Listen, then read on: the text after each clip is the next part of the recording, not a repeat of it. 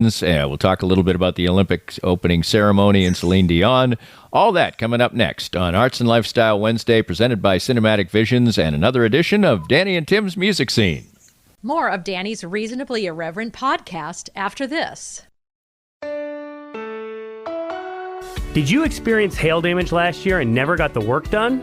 Most insurance companies only give you a year to get the roof fixed. And if you don't get it done, you could possibly not be compensated in full for the replacement of your roof.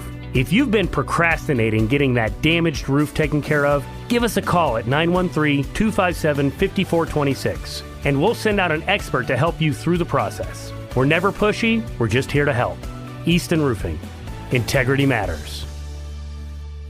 Always great to catch up with Dr. Brad Whittle of Advanced Sports and Family Chiropractic and Acupuncture. Everybody wants to make every year a great one, mentally and physically, and certainly ASFCA can help in that regard. Chiropractic, acupuncture, physiotherapies, we're going to address the body and the mind to keep you in great shape. With winter moving into spring, we don't want to have the opportunity to get hurt or to be slow and not do what we used to do, right? Absolutely right, and you can do that in a variety of ways. We can. We love looking at the body and how it moves, looking at the posture and how it holds us to be strong, to be safe, and really to help us do those things we love to do. The wide variety and range of services you can get helps in that regard at Advanced Sports and Family Chiropractic and Acupuncture. 7 locations all around the Kansas City area. Find the one that's most convenient for you.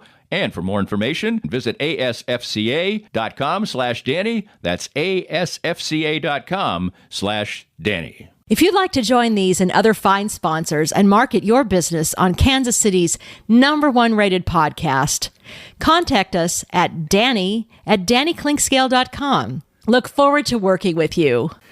Welcome back, and the Olympics are ongoing, and I will have to say that I love the Olympics, and I flip it on, maybe I'll watch rugby for a half an hour, or maybe I won't, or maybe I'll watch table tennis for a little while, or maybe I won't. I will sit down for hours and watch track and field. There's all kinds of things I like. Maybe I'm not as enthusiastic about the gymnastics as some people are, but one thing I don't usually indulge in is either the opening or closing Olympic ceremony.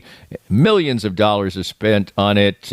France and Paris went all out, doing it in a different way, not in a stadium, but on the river. Unfortunately, it rained like hell, but they can't help that. So they had some gigantic musical acts, including Lady Gaga and Celine Dion. And Lady Gaga, I think the performance was, from what I hear, okay, indifferent maybe. But Celine Dion's was just a sensation because she has been so ill. We've talked about this on a couple of episodes. And my wife, just a couple nights ago, watched the documentary that you so highly recommended, and she was completely moved by it. But at least for one spectacular evening, she had the ability to come back and sing. I mean, I didn't see it live. I watched a video of it, but that movie just like broke me a little bit, like, because it was on a larger scale. It was about someone who spent their life pursuing something and refining a skill they were born with and making it better and greater, and then just reaching so many people across the world. Whatever you think about her music, it doesn't matter. I've been to her shows and I see how she inspires people. So, and in this documentary, she's so humble and just, I had no idea she was going to be there. But she's French. Of course she wanted to be there, and she figured out a way to do it. And it was, I mean, I don't know what to compare it to, really. And when, in terms of music, like, I'm going to do this once in a lifetime thing. So that's just that's like so uplifting and humane. And, you know, in the movie, she's talking about never having a moment to reach people, but at least she has this. Maybe she'll move on from this, but if not, she has this in France. It's so perfect. Absolutely perfect moments for her. And some other people who impact people in a different levels passed away of different ages. I guess we'll start with the older and less sad story would be John Mayall, who influenced like decades and generations of blues people. I didn't even know the guy was still alive until he passed away. He was 90 years old. Eric Clapton started off or at least I think he actually left Cream and went to John Mayall's Blues Breakers, but just an incredibly influential musician, passes away at the age of 90. He was kind of a, I don't know, I think of him like John Wooden. Like he was a blues coach. Like an incubator. Like he appreciated the blues. He kind of invented the British blues, which, perfect moment in time. It was what everyone over there, American music over there was magic. It was a mystique. It was like, give us more, especially the blues, but also like the traditional blues and like, Muddy Waters and like all of that, the Delta blues but also the R&B and just the black music from America. Because there was nothing like that in Britain. And, Sam Phillips did that over here, but it was John Mayall who sort of started to, I hate this word. I'm not going to use it. Never mind. He just brought, he recognized its importance and he started, playing it over there, exposing people to it, and then nurturing musicians like Clapton, like so many other people who then went on to start some of the greatest bands. Mm-hmm.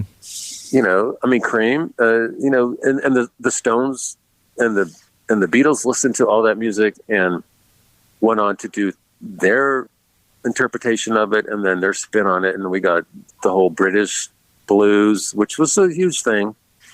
He was he pivoted the music world at least significantly over there and also over here because of what the consequences were when those bands started coming over here. It was he never stopped. Like he just kept producing records, making records.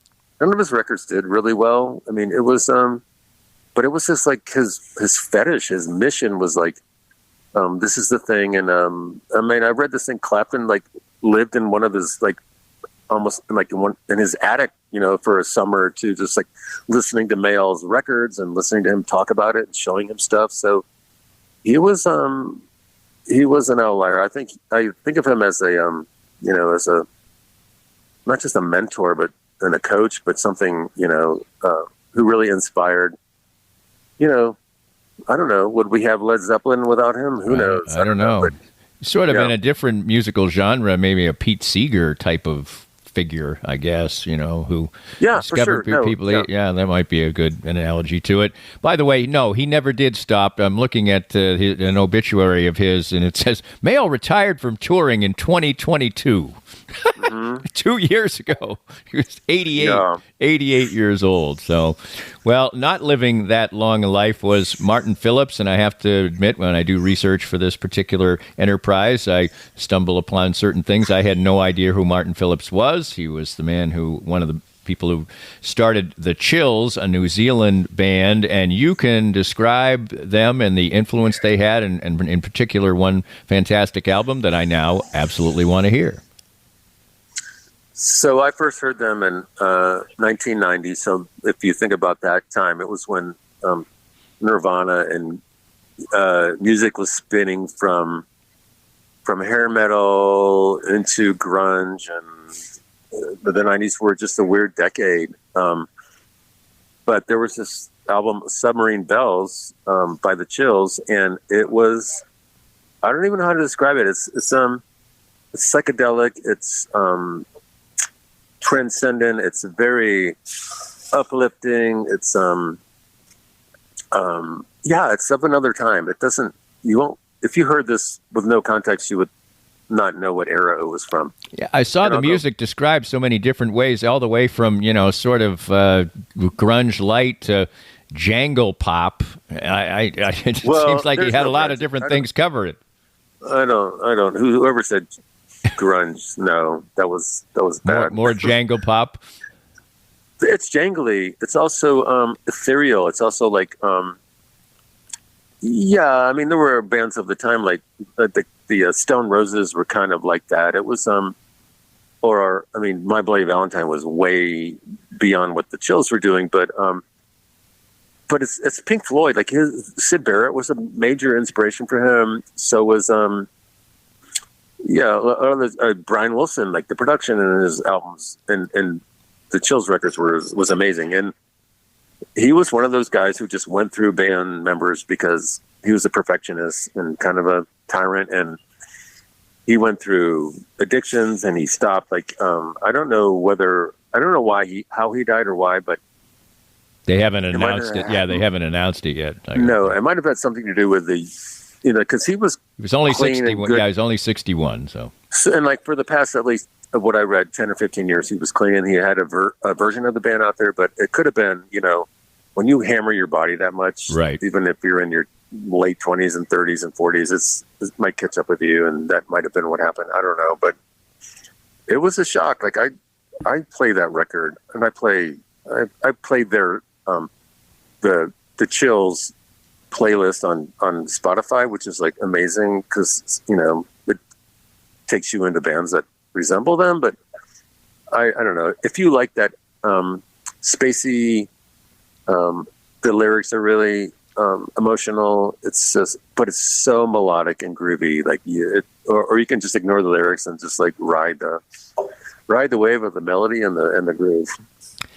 A recent anniversary of a passing was Gus Dudgeon, and we were talking off the air, and he's very, very influential producer, all kinds of different artists, but tops among them Elton John, but also David Bowie on Space Oddity, Joan Armatrading, a lot of different people. The anniversary of his death was about a week ago, and he died at only the age of 59, but best known for the halcyon hit-making days of Elton John. Right. So, and like we were talking before, I was like, there's so many instances of producers who kind of behind the scenes are not as well known as they should be, but they help define.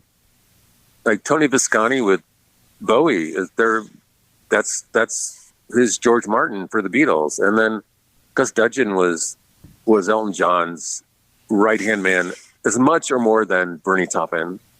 And so he produced Your Song, and he was just sort of gave Elton John, he like opened the blinds, like this is what your music could be, a little bit of this, more orchestration, because he was involved with the Zombies and She's Not There. Like he was back there doing stuff. So, he was very intuitive. He was very brilliant. And the fact that I posted something like, and no one really knows them, that would be awful to be like, I was the guy behind Goodbye Yellow Brick Road and Hockey Chateau and, Don't Shoot Me, I'm the Piano Player, or whatever. So he was brilliant. So this is sort of a call to like, look him up. He deserves a pretty good chapter in at least in Elton John's career. Certainly did, and he also is, his Wikipedia page is pretty lusty, so he's got a lot to be remembered for sure. Definitely. Yeah, people who know him know how important he was, Yeah, absolutely the case. Well, come December, the Bob Dylan movie is going to be out, and I guess the first trailers have come out, and I was going to listen to one of them to hear Timothée Chalamet sing Bob Dylan, but for some reason, the audio on my YouTube will not work on my computer, so I haven't heard it yet. But in that vein, obviously, the Newport Folk Festival is going to be probably, I think, in the movie, towards the end of the film. It's about the early days of Bob Dylan.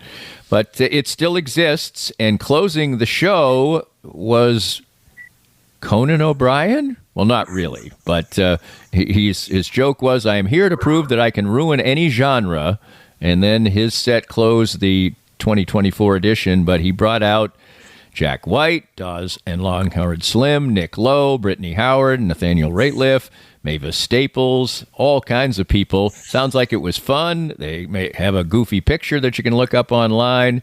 I guess I'm always in favor of somebody who has a degree of fame and uses it in a fun way and has friends who want to help him out, and that's a good indication of the fact that he's a good guy.